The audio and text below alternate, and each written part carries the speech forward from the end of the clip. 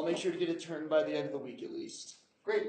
Is this the last time we have class together? Yes, it is. Jeez, that's trippy. I know, melancholy. How you doing, brother? Good, how are you? So I meant to add that even though you resemble David Harbour, you're a much younger, slimmer version of him, in case you looked him up. That's okay. You've gotten violated by the... Yeah, he's not a bad looking dude. Hey, man. Welcome. What do we be doing now? This is just something I made. There's this old smelting plant that's decommissioned just south of the Murray stop. That always fascinated me. There it is, looking out the window of the train coming down here to teach. Wait, that's what that is? Yeah. And so I trespassed. Made a little movie. Take the plant. Take the plant. Average thing. I feel like I'm about to see like either the greatest shit post in my life. It's a shit post. It definitely is. And by the way, there's going to be some dirty words. I did not graffiti the thing, okay? Oh, no, I was gonna say, I don't think, Professor, you have enough time to... Nor the skills. Honestly, graffitiers, some of them have some legitimate skill. I'm a brick freak, man. I love buildings that are really old and kind of coming apart. I actually call myself the Society for the Chronicling of Urban Detritus, aka SCUD, which is the missiles that Saddam Hussein used to have. Oh, nice. Took the train a bit south today. I don't know if you can see the U that's by my apartment, way the fuck up there in the distance. Way out there. Apparently across this freeway bridge lies the promised land. There's absolutely no way I'm going to get into this place. It was like 2 years ago, 3 years ago. After seeing this thing out the window for like 8, 9 years, I'm like, I'm gonna go check it out. Walking along. It's crazy how much, like, history there is around you. Like, Yeah. No, and I looked it up too. This thing was decommissioned during World War II, and it's been there since then. Wow. But That's... yeah, they were basically kind of killing all the cattle and everybody's health. So they added 100 feet to the smokestack, which just made the stuff go. Yeah, can you believe that's the answer that hey guys, let's not do this. Yeah. Let's make the smokestack go up a bajillion feet. Yeah. Yeah, Salt Lake City, Utah. You win a... That's an absolutely perfect day here. Upper 50s, low 60s. Yeah. There's the hospital down there. Have you ever heard of Astartes from the Warhammer 40k universe? Then you must email me about it. No, you're good. You're good. It's a 15-minute long video made by one dude, and it has like some of the best CGI like ever. I'll have to check it out. Imagine the quality of a Pixar film, but like better. I did make the music. Oh, that's cool, man. I'm down. Well, it's really interesting. I like it. Yeah. The problem is it got me into Warhammer 40k, which is the biggest problem. Yeah. There's gotta be some entree. No, it actually hasn't ruined my life, but it is a bit chaotic. I will say that. I haven't bought any models or anything, but there's a reason why it's called Warhammer 40k, and that's how much you're gonna spend on it minimum. Right. What seems to really have. I wonder how much of that stuff would still work. Like if I just picked it up and I just like, could I just start it, right? Like, because like, you know, supposedly older stuff's a lot better than nowadays, right? And don't get me wrong, older stuff. Hey, we're gonna call that quorum. This is a little home movie I made. Me trespassing on a super fun site. Yeah. Abandoned thing. There was this one girl I went on dates with in high school that said she believed spirits were following her around at all times.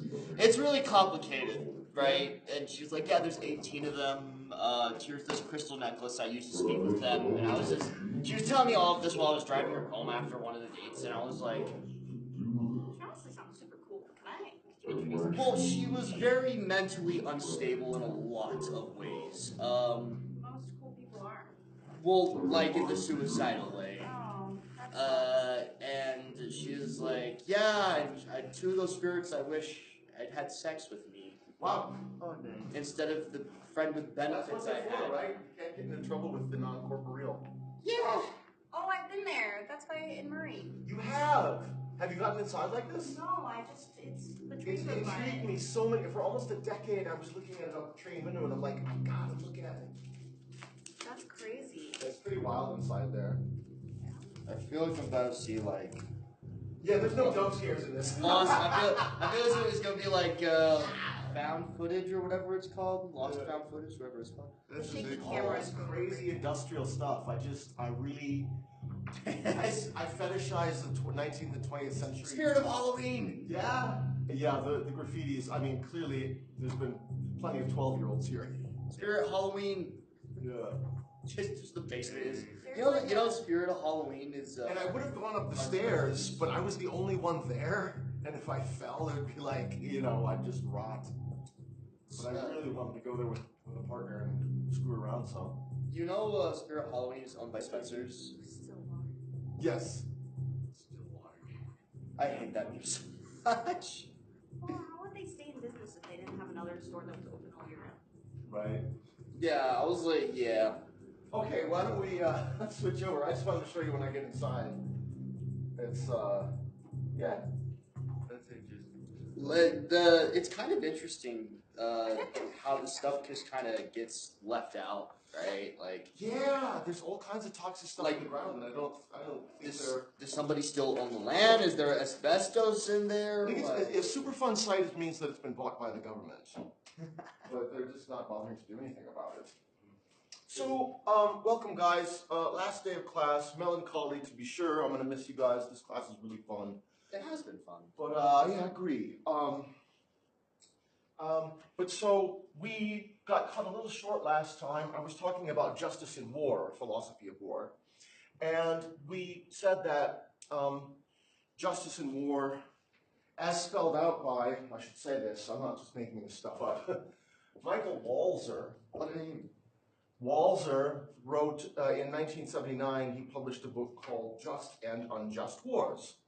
He did it as his dissertation thesis talking about the Vietnam War, but sort of generalized from the Vietnam War to talking about how we can distinguish, make a moral distinction between a just war and an unjust war, okay? And the way he does it is as a compromise position between realism on the one hand that says that when it comes to international relations, only power matters. So if your nation will become more powerful by attacking on another nation, you must do it, right? And that the reason why we have self-defense is to maintain our power. And the reason we have allies that we would also defend, right, is exactly that it's not that we love the French, it's that having them on our side enhances our power. Yeah, I dig them too. I've been there a couple times, it's nice. I even speak a French little. aren't real. But so the compromise position between realism and pacifism is what's called just war tradition. And it goes back to the Middle Ages with St. Augustine and Grotius for two. The whole, actually taking care of the enemy commander, capturing. Exactly, yeah. That's led to international agreements like the Geneva Conventions and so on. But he spells them out in some detail and says that these, that war can be justified. And by war, we don't mean, was World War II just? That doesn't really make sense. We mean somebody's particular military campaign, right? So like what, Sherman? Yeah, is Russia's invasion of Ukraine just? That's what we mean by just war. Was our storming the beaches at Normandy just? Clearly it was, because we were pushing back against authoritarianism, which has a much worse human rights record than does democracy, right? And so, I mean, yeah, it is debatable. You're right that it's debatable. Well, I'm just saying most of the time. Yeah, most of the time. That's right. Except in the Caribbean today, right?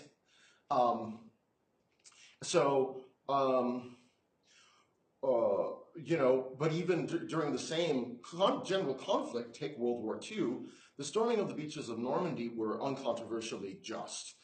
But whether or not it was just to bomb Nagasaki and Hiroshima after we had already turned Japan into an ashtray, the rationale Truman dropped those bombs was to impress a fact of our power, the power of our technology, on a third spectator who was Joseph Stalin. Yes, yeah, Joseph Stalin. And then Joseph or Stalin Because responded. right, exactly. And so we got into the space race and the nuclear arms race and all that stuff.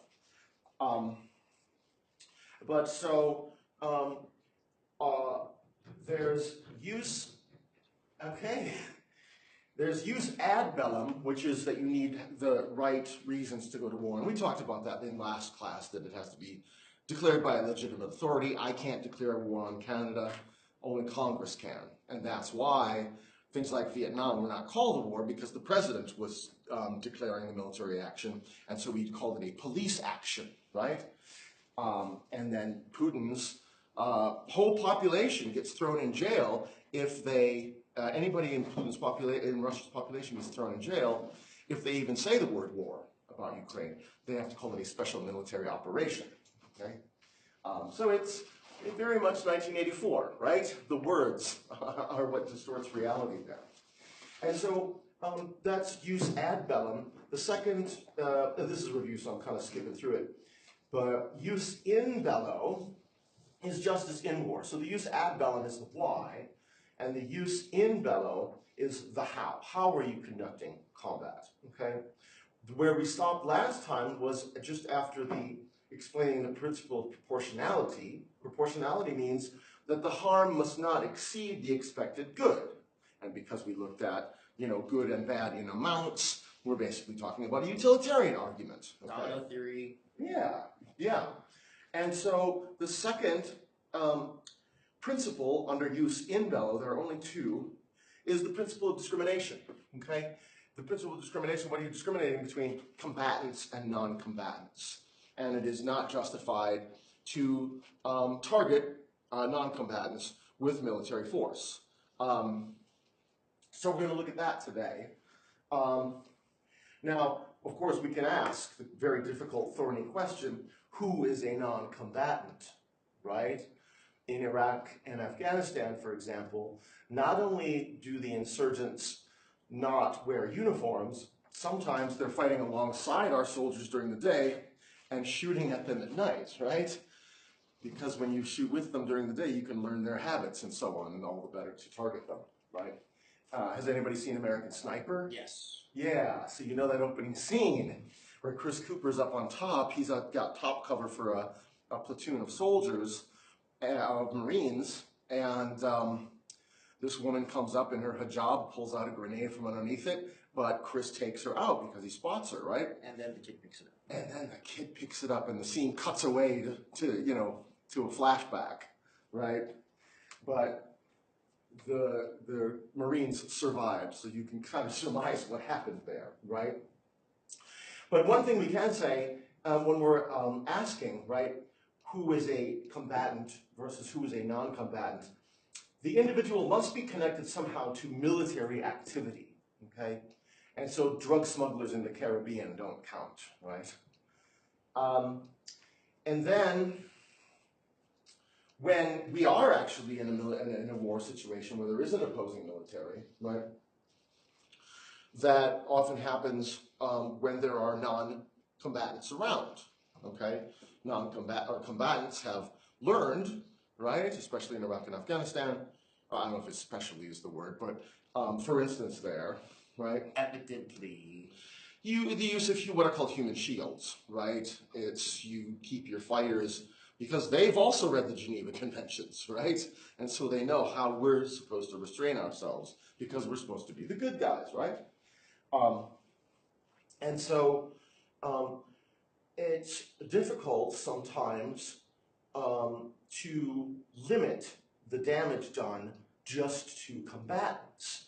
And we have this magic spell we cast. It's a 2-word magic spell when we target combatants and the result of our attack results in non-combatant deaths. It's 2 words, one begins with C and the other with D. Collateral damage. Collateral damage, my friends. Thank you very much. Exactly. It's collateral damage. It's not a war crime, right?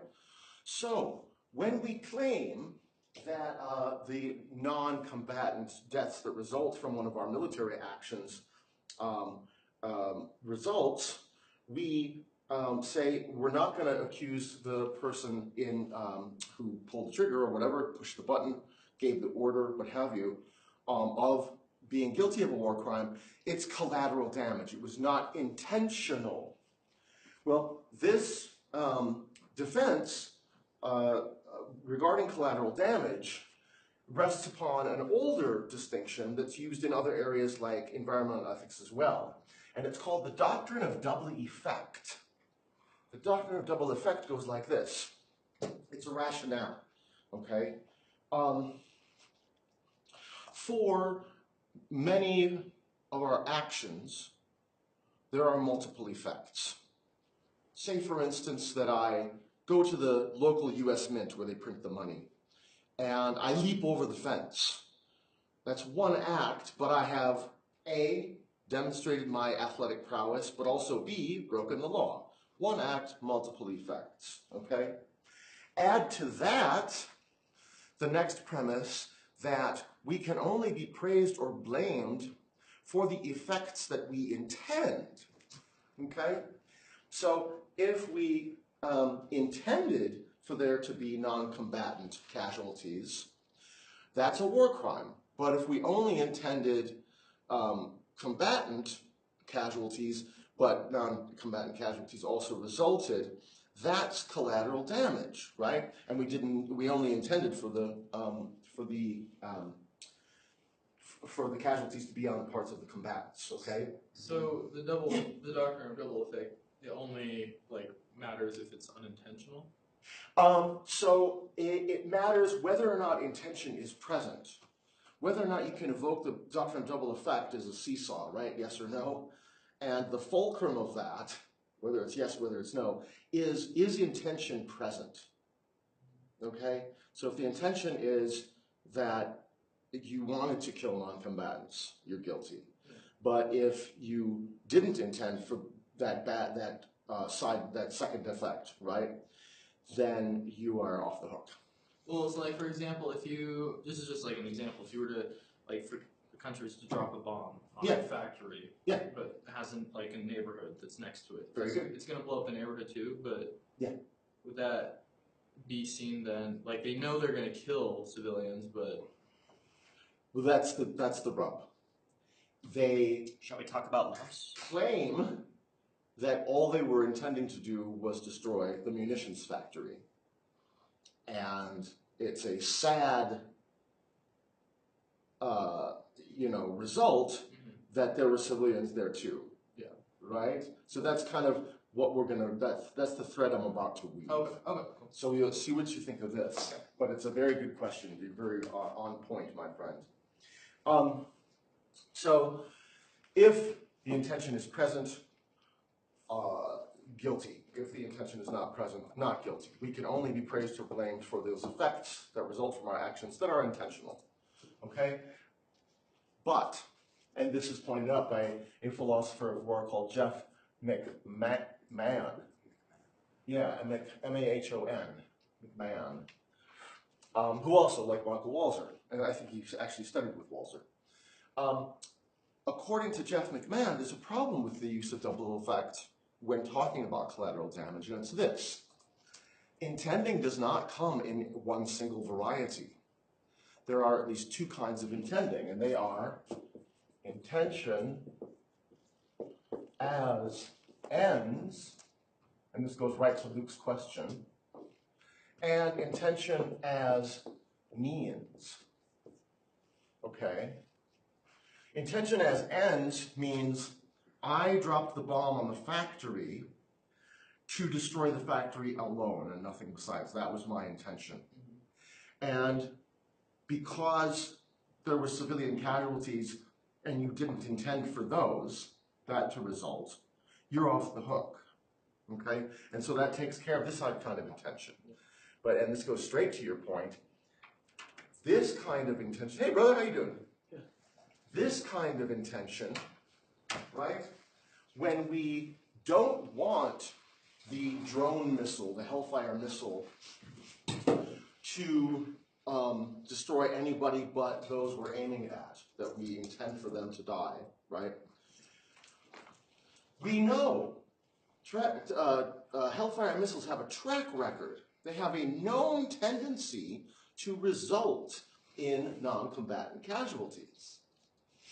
And yet we don't intend we only intend to take out the combatants.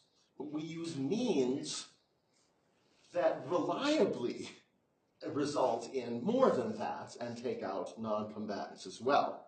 And so that is intention as means, and since this is the second sense of intention is present, you can't use doctrine of double effect because there is intention there. It's just not as the end, it's as the means you use.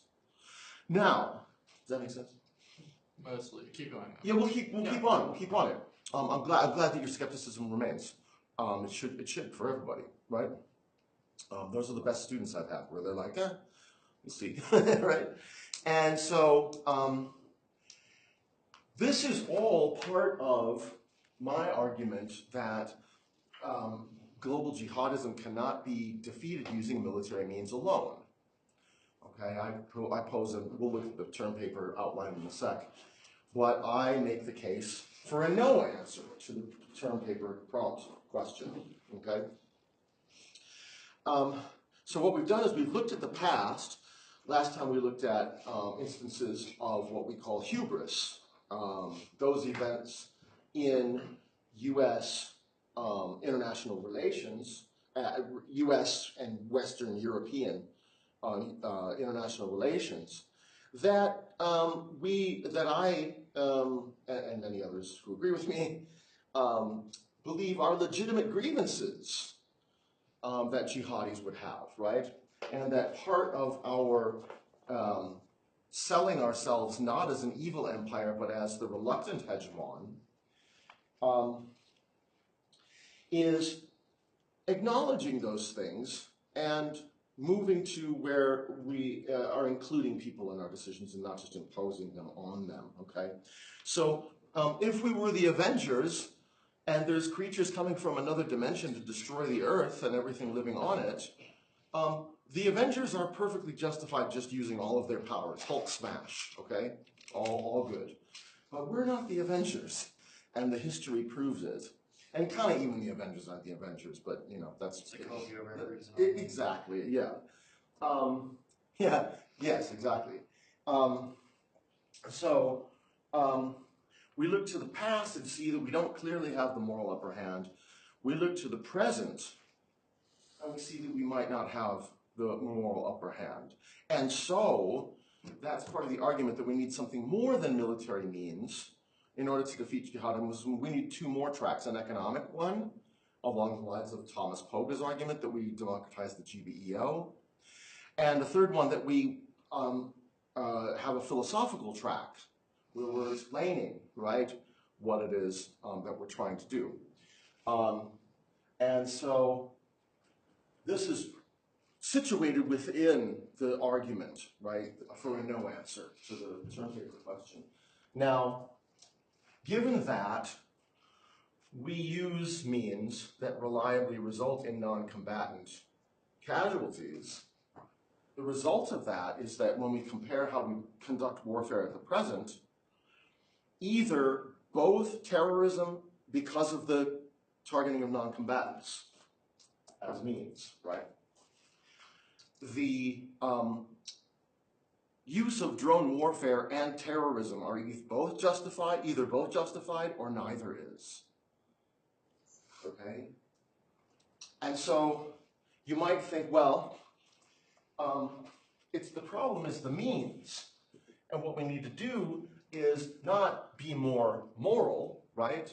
Not have a philosophical moral fix, which is what I'm recommending, right?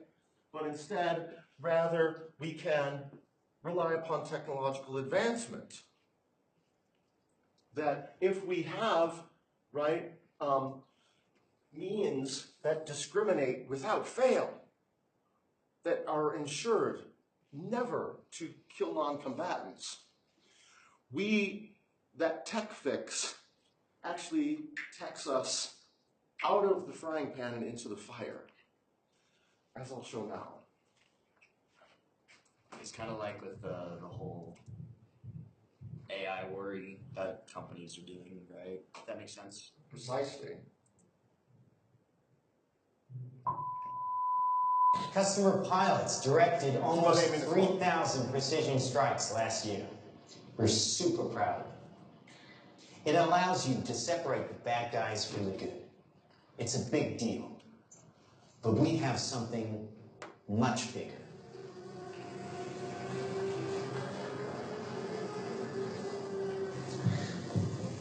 Your kids probably have one of these, right? Not quite. Hell of a pilot? No. That skill is all AI. It's flying itself. Its processor can react 100 times faster than a human. The stochastic motion is an anti-sniper feature.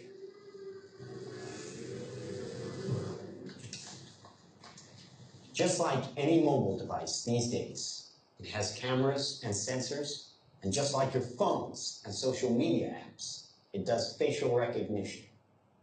Inside here is 3 grams of shaped explosive. This is how it works.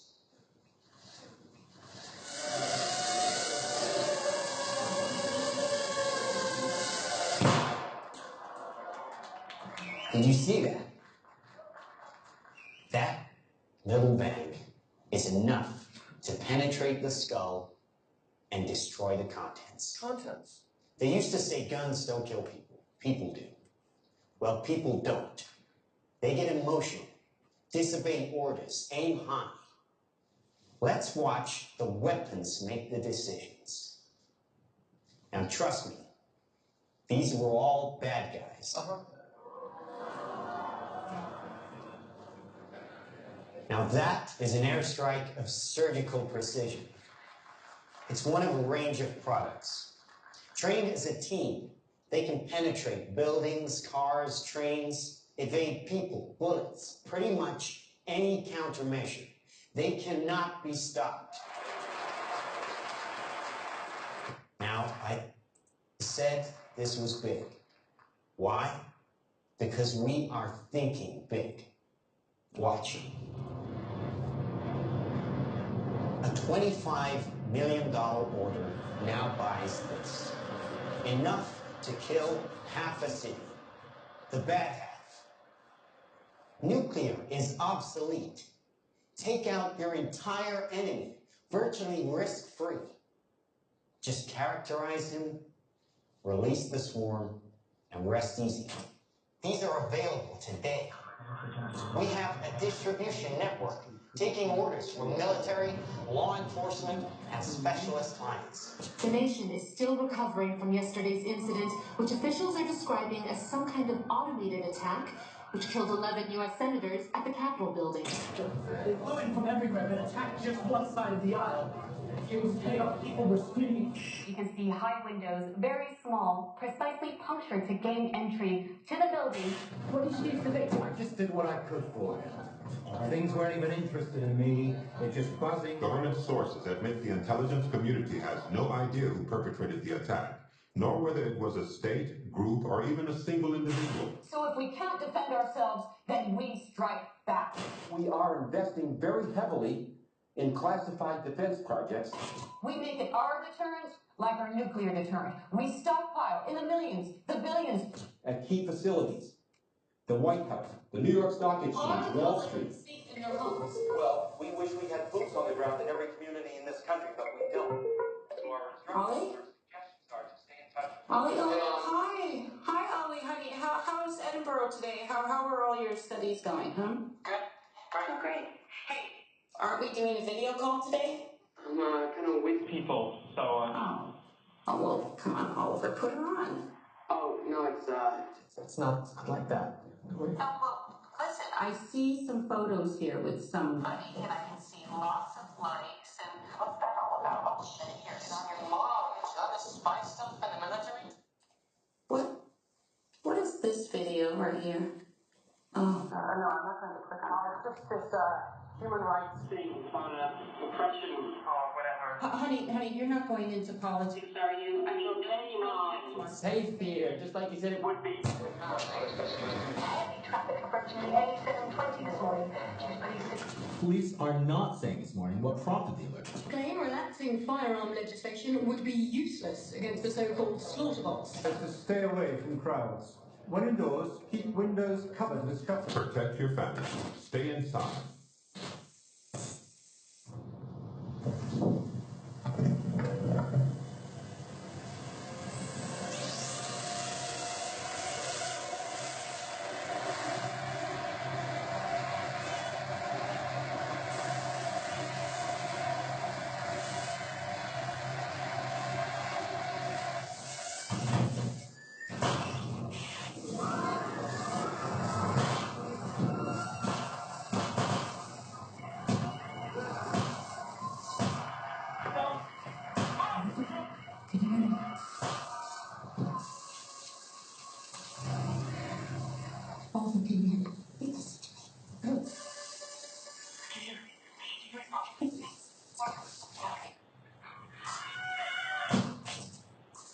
Authorities. So that's pretty messed up. Come into a classroom near you, right? Hope that wasn't too triggering for anybody. But you see, right? If we tech our way out of this, we tech ourselves out of the frying pan into the I got fire. a question. Was this made before the Ukraine war? Yeah. So this was basically like How to? predictive. Yeah, no. I mean, this is what's happening in Ukraine, and every military around the world is looking at Ukraine right now and saying, we better innovate quickly. But it's going to take more than that. That's what I'm saying. That's what I'm trying to say. It's going to take more than technological innovation, which goes back to it needs to be, part of the answer needs to be moral. We need to reorient ourselves in terms of how we think about this morally so that we don't address terrorism, right? Jihadism in particular. What's no better? Yeah, with what's no better. Thank you. And so that's the argument, okay? And that's the final kind of final part of the argument that I'm making. All right. So just the fact that it ends in a classroom makes it kind of yeah, irresistible. Talk about driving the point home. But okay, so here's this guy again. Now we have covered everything, right? And this 6 right here, what I was doing with that video and with this argument over here was presenting a no answer to that question, right? None of them do, okay? So just to go through this quickly and kind of tell what should go where, the introduction and conclusion are summaries. But at number 2, start there with Hobbes and talk about contractarianism. Explain what contractarianism is so that you can explain how Rawls's approach elaborates upon Hobbes's contractarianism, okay? And then, you know, just in 3, discuss what globalization is, right? It's the ever-increasing interdependency among culturally and geographically disparate societies. And then talk about globalism, global justice movement, and global jihadism, what each of them, how they see the world, and what they want to do about it. In 4, the basic idea, and you got to say more than what I'm about to say, but the backbone of what you should say is, right? I'll give you the outline, just color it in, is globalism wants to maintain the status quo, where globalization, right, the disagreement between the 3 is not whether or not globalization exists. It's what shape it should take, how it should operate, and whom it ought to serve. Globalism says that globalization should just serve the profit motive, right? And so the already powerful want to maintain the status quo. Whereas the second ideology, global justice movement, wants to democratize the GBEO to make it more responsive to the plight of the global poor, among whom are people that come from populations that are vulnerable to jihadism, because they have so few other options, okay? And I covered that in the last lecture, so I talked about somebody kicking a soccer ball. Look for that part in the lecture where I go into that. And so the first wants to maintain the status quo. The second ideology wants to augment or, what's the better word, reform the status quo. And the third, global jihadism, wants to replace the status quo with a global, it's called the caliphate. So basically turn the entire world into Iran. Sounds no fun. Okay? And so that's in 4, how conflict among the three, you have to go into it more than that, but one wants to stay the same, one wants to change, and one wants to replace. That's the heart of it, okay? And then in 5, talk about Walzer. And I actually, his book is available as a PDF. You do not have to crack it at all, okay? You could just go by what I lectured. I've selected out but it's just to prove that I'm not just making this stuff up, okay? And talk about the it's the just war theory or just war tradition is a compromise position between realism on the one hand and pacifism on the other, and say, right, realism is war isn't something that needs to be justified. As long as it enhances your power, do it. Or maintains your power, do it. And pacifism says that it's always the least moral option, right? Just war tradition says that war can be morally justified. It is subject to moral evaluation. And the way that we morally evaluate it is by seeing whether or not one's military campaign, right, Japan's attacking China or the US storming the beaches of Normandy, satisfies standards that are broken into 2 sets. One, jus ad bellum, justice towards war, or the why. And the second set is jus in bello, which is justice in war, which is also called the how. Okay? And under the how, right, you can say a little bit about jus ad bellum, that it's got to have a legitimate authority and all that kind of stuff that we listed in class last time. But jus in bello is just the 2 principles. One is the principle of proportionality, right, that we talked about last time. And then today we talked about the principle of discrimination. And that's where I focus in order to show that present day warfare against jihadism is a situation in which, even though they're killing out of caves and we're killing out of limousines, we do not have the moral upper hand. Okay, so it seems to be different, but upon moral analysis, it really isn't, as Nathan nicely summarized. Then in 6, basically address the spiel. Now, again, I'm putting myself on the board, and I have given a no answer. I did squats yesterday, and I keep just doing this kind of stuff. Anyway, I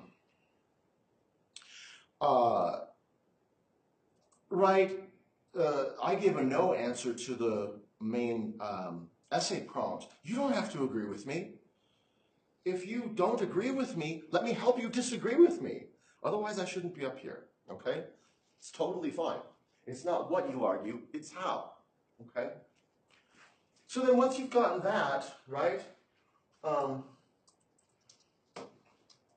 then you're set to answer the main question, right? I would, under 3 there, in the third ideology, that's where you want to talk about hubris versus Muslim. Hubris is arrogance, placing oneself above others. Muslim is surrendering one's will to Allah, right? So there's this overgoing and undergoing, right? And then in 8, most of this is, we started out with Plato versus Aristotle, and that's all pretty much philosophy. Now it's more of your work in here. And then in 8, once you have answered the main question, look at your argument that you've made and think, well, which philosopher do I want to use to give some normative theoretical grounding to the claims that I've made, okay? And if you have trouble with that, don't hesitate to email me, okay? We can look at it together, have a little discussion, and see what we agree is the one that's closest, okay? Suffice to say that there pretty much is a way to use any of the philosophers to argue pretty much anything you want here, right? It's how you use them, okay, depending on what you want to say. So, any questions about the structure or the content? So this is all clear. Do you guys think you got this? I know this crew has got it, right? It's all the ghost seats that are going to be remembering that they're in college during finals week. Oh well, I'll help them too. But if there are no other questions about anything, we can adjourn. I want to thank you for being an absolutely delightful class. I've really enjoyed your company. I hope I've made this at least mildly amusing for you, and possibly even informative. But give yourselves a hand, man. You guys did incredibly well. Yeah, exactly. Very polite. Give yourself a couple of these, right? Thank you so much for taking my class. Don't be a stranger. Reach out anytime you want. I'm here for you guys, all right? Have a wonderful break, and maybe we'll see you around next semester, okay, guys? Thank you so much. Appreciate it. Man. I need to eat something before I get all depresso espresso. I haven't been able to. Dog. That's fine. Oh, buddy, I'm sorry. Well, I forgot my backpack, right? And I placed all my lunch in there. And it usually works as my breakfast and my lunch, so. You must have been dodging gunfire on the way out the door. No, more like my buddy who can't shut up when I'm trying to talk to him about politics. Oh! He doesn't know how to shut up. So I'll be like, yeah, what do you think about this? And he'll do so much that he'll interrupt you, and I want to strangle him each time. Thank you, brother. We were talking about he was like I think it was like a 30% chance that America would have joined the Nazis in World War II. And I'm like, what? There were a lot of Americans who were sympathetic. Yeah. But Thank you, brother. My argument was that there were more people against it and not for it, and because I'm hungry, I'm not best at articulating when I'm hungry. And he would not stop interrupting me. And he was driving me nuts. I was like, okay, if we were going to join the Nazis, why would we be supplying France and Britain and all those guys? You're hungry right now because of the Nazis. That's pretty wild. Yeah, well, I know, weird thing, but my point was I don't think we would have joined, and I don't think it was a 30% chance. You gotta look at who was on the side of the Nazis. There were several U.S. corporations, Goodyear Tires. By all means, yeah. Several corporations that kept doing business with the Nazis because they're like, we're not going to let a war get in the way of our financial interests. Oh, no, of course. I'm not disagreeing or anything. No, but you're right. And I think 30% might be justifiable because you're saying 70% would be against it. So it's more than 2 to 1 against. Yeah, I would say, like, I would think that it's yes, there were corporations still working with them in this stuff thing, and, like, don't get me wrong, there's a lot of shady people. But, like, I think there's way more good people, and, like, we were supplying the Allies like crazy. Yeah, right. No. Like, if we were gonna join, why supply the Allies? And my buddy we were lucky enough to be led by people with a sense of justice at that time. My buddy, and not just profit motive. My buddy was like, That's changed. My buddy was like, oh, the people weren't fighting in World War II because they only saw it as self-defense, not actually anything to help. And I was like, well, I heavily disagree. I mean, like, if we look at, I don't know, let's say my 2 relatives who served in World War II. Yeah. Right, like, and yes, only 2 people out of the millions who served, right? Like. Hey, question. Yeah. Would it be possible, could I have you, like, read over my 3 paragraphs? Thank you, my friend. Yeah, of course. I have you, like, read real quick, just read over my 3 paragraphs. You shoot them to me by email. Okay. And I'll have a look at them before tomorrow morning. Just my 3 paragraphs about Milcont and I love it. Nietzsche, just make sure I'm not, like, missing anything. Right. You're awesome. Like, Of course, I'll try my best. yeah. Seriously, keep in touch. I'll try my best. You're good people. Yeah. I don't know, but like, use the Gmail address that's on the syllabus. I will. Yeah, that's a personal one. Like I said, it's just like, I believe there's more good people in the world, and I feel like saying 30% is a bit absurd. Like, if we're talking about like the South, I'd say it's like 80% in the South. And we got into this conversation because we were talking. Long story short, thanks, guys. Places like Red Dead Redemption 2, and Red Dead audience into believing something half believed. Yeah, but I'm beyond that point. I want to say, what am I tricking people into believing? Yeah. What is it? What? I want to make crazy anti-war films like Miyazaki. Yeah. Something. Show alternate solutions. No solutions are everything.